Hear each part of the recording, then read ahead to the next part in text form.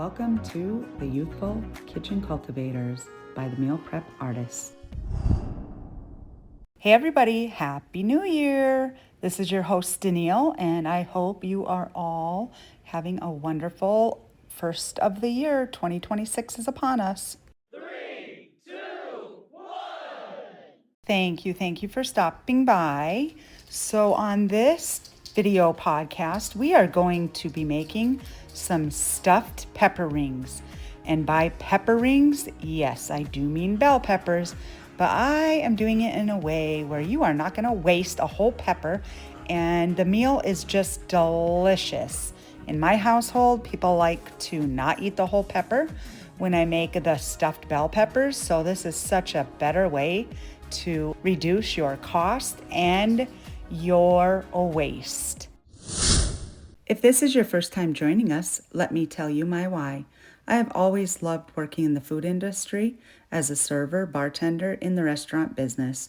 Growing up on a large farm in the Midwest has given me inspiration to help others learn how to eat wisely and how to spend their money sensibly on food. We also use ingredients that are very inexpensive, and most of the time you have them right in your cupboard. I find it most important to teach the youth how to grow their own food and bring it straight from the garden right to the table. Speaking of that garden, did you all get your things planted for winter? Remember, you can have a garden in the winter and things will be ready to get out of your garden in the spring so you can get ready for your spring planting. Here are the ingredients that I used for my stuffed pepper rings. I used 1 large green bell pepper. You can use any color of pepper you would like. 8 ounces of cooked farm fresh beef. Any spices that you might like that you will mix with that beef. I used a half an onion diced up in my meat and 2 tomatoes diced up in my meat as well. I added some garlic, chili powder, and cumin. Rosemary you might like to add as well, or something else. And then don't forget your slices of cheese. You want 1 for the bottom, usually a white cheese, and a yellow cheese for the top, or you can go with white on the top as well. Go grab your stuff and meet me back here. The directions for this are very simple. You are going to take your bell pepper, slice the pepper into 3 or 4 rings, remove the seeds. Now add your rings to a nice tight fitting crock or pan. It helps keep their form while they're cooking.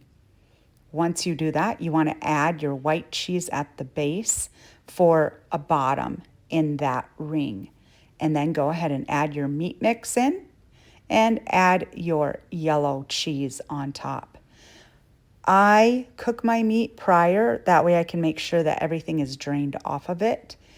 You don't have to. You can cook your meat in this while you are baking it at 350 degrees for about 20 to 30 minutes.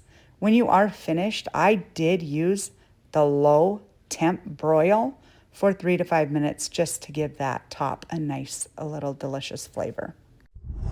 Now, some people like to stuff rice in these as well, and you can go ahead and do that. I just don't eat a lot of rice, and that day I did not make any rice, but I would probably add that to the base of my meat mixture or right in with my meat mixture.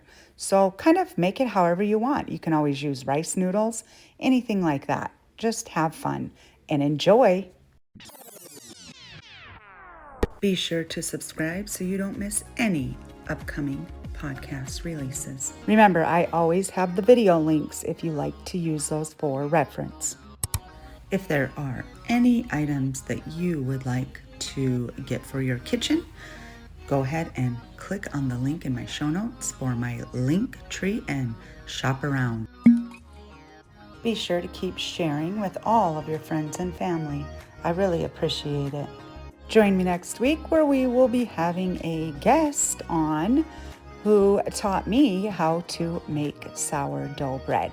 So it was a journey and it was a fun one. Join us and we will walk through that together with you. Bye, friends. See you next week.